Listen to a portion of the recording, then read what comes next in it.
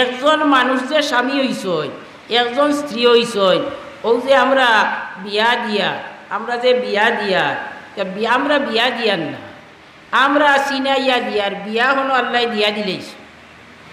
বিয়া যে দিতরা সে স্বামী আর সে স্ত্রী, ইখান আল্লাহ তাবারক ওয়া তাআলা হনো দিয়া তৈয়র ছয়। আমরা সন্তান দুইজন দেওয়ার পরিচয় করাইয়া দিয়ার বলে ও হেইন ও হেইন ও হেইন ও পর্যন্ত পরিচয় আমরার বিয়া দেওয়া ইকান। হিকানো যেহেতু আল্লাহ তাবারক ওয়া তাআলা বিয়া দিয়া দিলেইছেন, জিকার করিয়া দিছেন অমুকর লগে তোমারে বিয়া দিতাম নি, আপনি এখান বুঝি শুনি, আমি এখান বুঝি শুনি কইছি জয় আমি মানি। এখন স্বামী এবং স্ত্রী হিসাবে যার যতখান কর্ম, যার যতখান হক ইখান ঠিক মতো আমি আদায় করতাম, আদায় করি যদি এতিয়া আল্লাহ লগর চুক্তিরে আমি নষ্ট করিলাম। একজন মহিলায় স্বামীর লগর চুক্তিত এইসব কথা কই দিছেন যে আল্লাহ প্রদত্ত আপনারে যে ক্ষমতা দেওয়া হয়েছে, এই ক্ষমতার ভিতরে চলতে আমার কোনো অসুবিধা নাই। এখন যদি স্বামীর দেওয়া সাজেশন মতো তাই না চলেন, তাই জীবনটা পরিচালনা না করেন।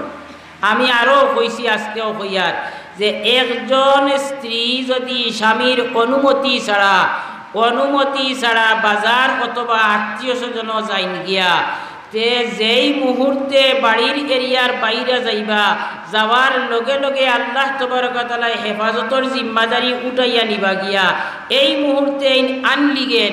এখন যদি রাস্তাত গিয়া কোনো অ্যাক্সিডেন্ট করি মারা যায়, তে অ্যাক্সিডেন্ট করি মরলে হাদিস শরীফের ভাষ্য মতো অ্যাক্সিডেন্টের মরায় আল্লাহর কাছে শহীদি মর্যাদা পায়।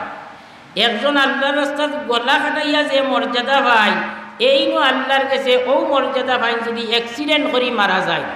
কিন্তু যদি স্বামীর অনুমতি ব্যতীত গিয়া যদি রাস্তা দিয়া মরয়, তে কখনো শহীদি মর্যাদা পাইতা নাই, কখনো শহীদি মর্যাদা পাইতা নাই। গাড়ি অ্যাক্সিডেন্ট ওই লোকেনে এই কথার লাগি দায়ী মানুষের ড্রাইভার টুকাই, ড্রাইভারটে ভাইলে ড্রাইভার মারইন, ড্রাইভারটে মারইন, ড্রাইভারে ওই সময় যান বাঁচায়। হে কিতা হইল ইটা টুকায় না, হে তার যান বাঁচায় দৌড়িয়া বলে ভাইলে মানুষে মারবা। আসলে ড্রাইভার দায়ী নাই, দায়ী ও যদি এমন মহিলা থাকয় তো এই দায়ী অ্যাক্সিডেন্টর লাগি। শুধু মহিলার কথা নাই, আপনি পুরুষ হিসাবেও আপনি যে আরেকজনের আন্ডারে আছো, স্কুলের প্রধান শিক্ষক, মাদ্রাসার মহতমিম সাহেবের আন্ডারে যে সমস্ত উস্তাদ, সহকারী উস্তাদ সকল আছেন, স্কুলের প্রধান শিক্ষকের আন্ডারে যে সমস্ত সহকারী শিক্ষক সকল আছেন, স্কুল টাইমর ভিতরে তাই স্কুলের বাইরে যাইতে গেলে প্রধান শিক্ষকের অনুমতি লাগবো। অনুমতি ছাড়া যদি বারইয়া যায়, যেই মুহূর্তে যাইবা এই মুহূর্তে আনলিগেন, এই নো অ্যাক্সিডেন্ট হইলে অ্যাক্সিডেন্টও লাগি এই দায়ী, এবং এই নো শহীদি মর্যাদা হইতা নাই। এত বড় আল্লাহ তাবারক ওয়া তাআলার কানুন, আল্লাহ তাবারক ওয়া তাআলার আইন, এটা ওলা বড়। এমন কি যে মহিলার স্বামী নাই, এই মহিলায় ও যদি তান স্বামী না থাকয়, তান আওলাদ আসয়, ছেলে আসয়, তে ছেলে কয়টা থাকলে বড় ছেলে, আর এক ছেলে থাকলে তো ও ছেলে, বড় ছেলের অনুমতি লাগবো তাই বাইরে যাইতে গেলে।